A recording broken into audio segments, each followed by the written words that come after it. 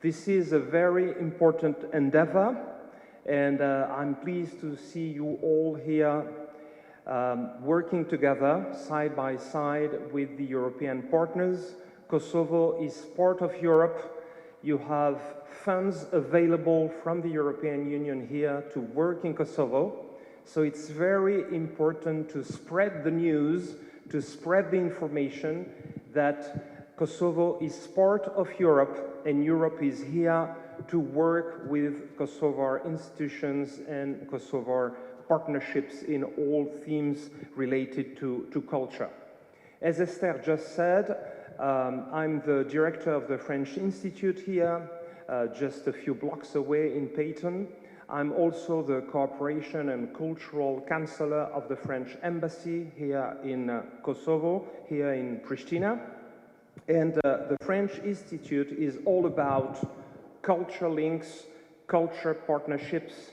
And since the opening of the French Institute a little more than a year ago, it was a strong supporter of the European cooperation.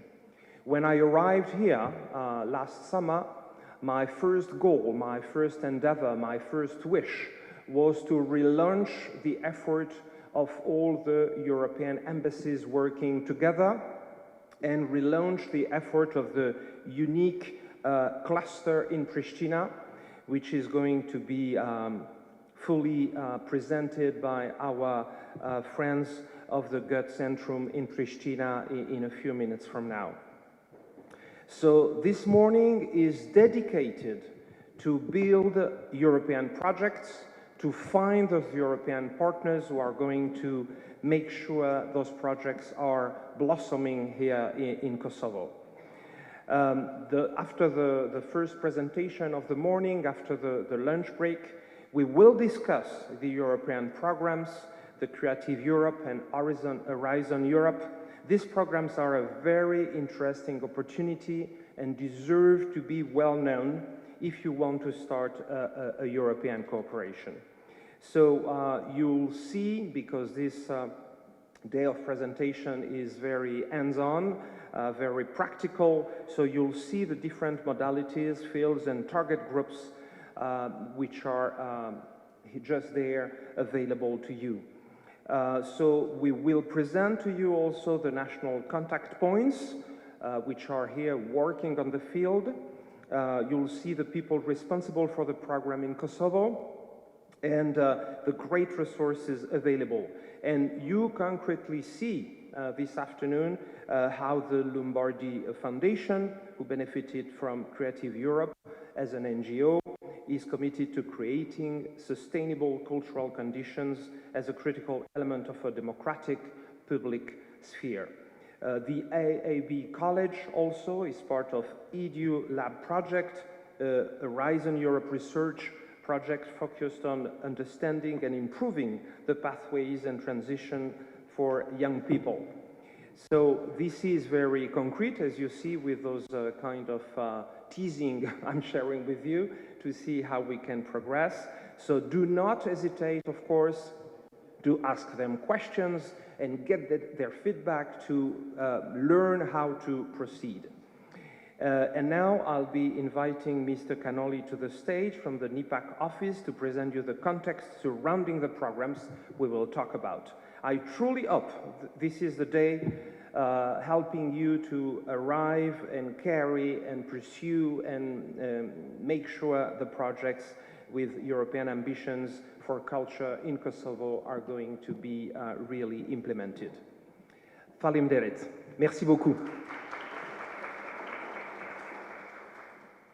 Me këtë rast, ndoshta keni dëgju dhe besoj që dini kontekstin edhe të mastave që janë për Kosovën nga BE-ja, që kanë bëjë me fondet IPA, por programet e BE-s nuk janë të ndikuara nga masat e BE-s.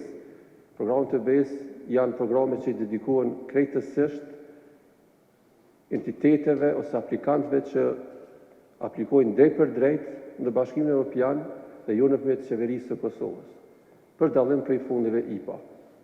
Përderisa të fondet IPA ne aplikojmë si qeveri, përfitojmë mjete financiare si qeveri, që duhet të lidhen me prioritetet e integrimit evropian dhe aty negociojnë kushtet caktuara. Te programet të EBS, procedurat e aplikimit, mënyra se si zhvillohen dhe mënyra se negociohet përfitimi i mjeteve nga programet e EBS është krejtësisht e ndryshme.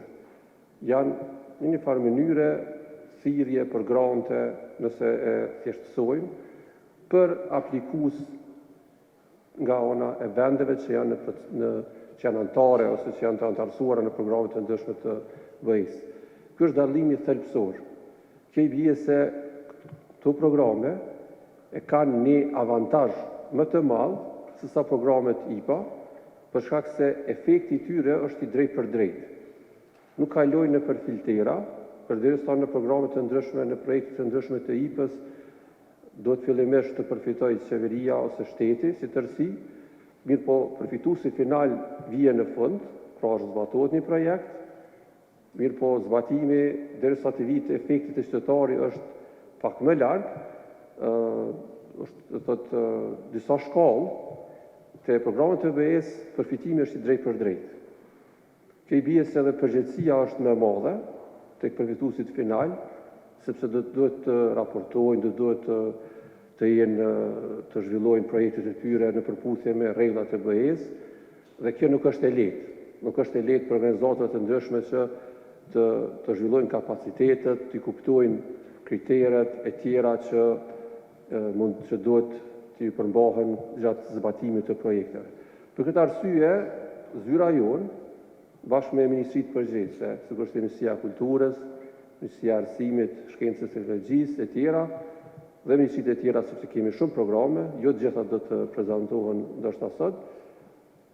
Ne ofrojmë sa më shumë informata, po dhe mundësi të tjera, sesione, përveç informuese dhe trajnime të ndryshme, cilat besoj që ndoshta do të intensifikohen pak më vonë kur të kemi përkrahje me asistencë teknike nga BE, që përfituesit final të marrin njohuritë e nevojshme për të aplikuar me sukses, për të përfituar projekte, po dhe për të qenë gjendje të zbatojnë projektet në mënyrë të suksesshme.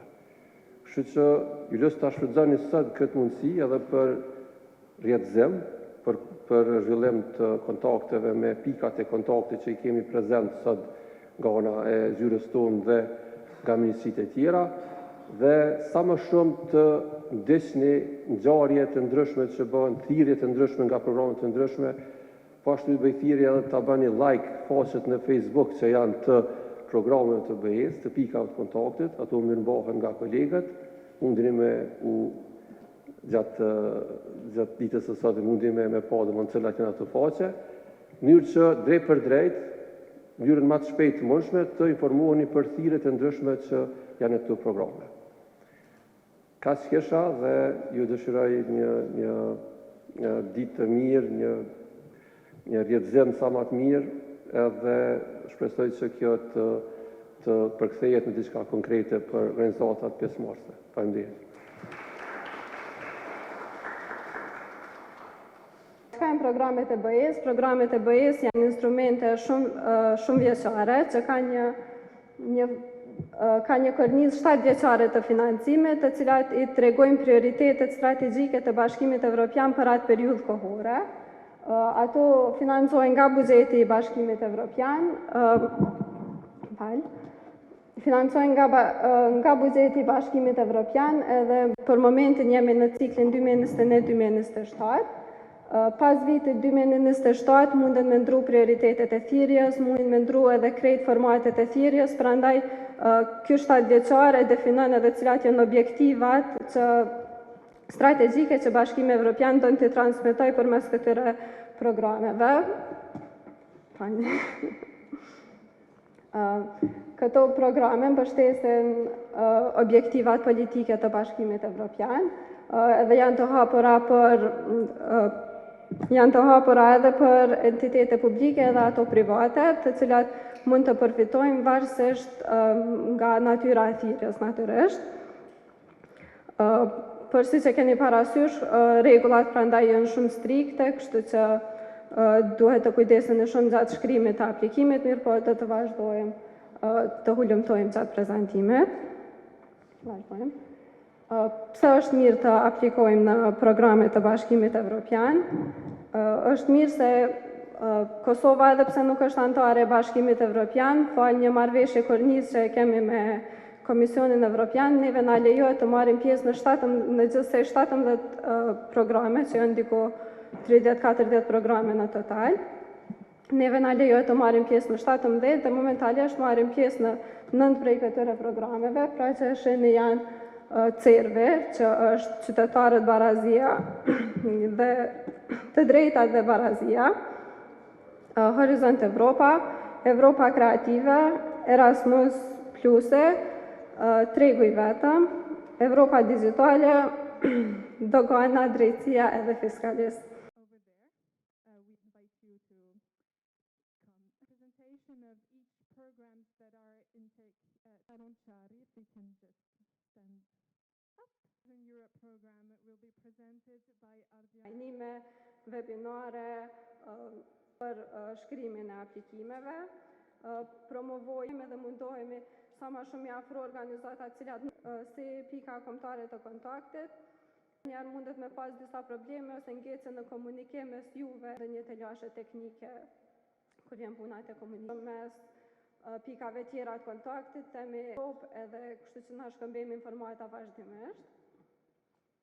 Që të keni qarta objektivat edhe rezultatet, duhet të definoj pse e bën edhe sa ka me zgjat aplikoni. Po ashtu duhet të keni parasysh edhe kapacitetet njerëzore dhe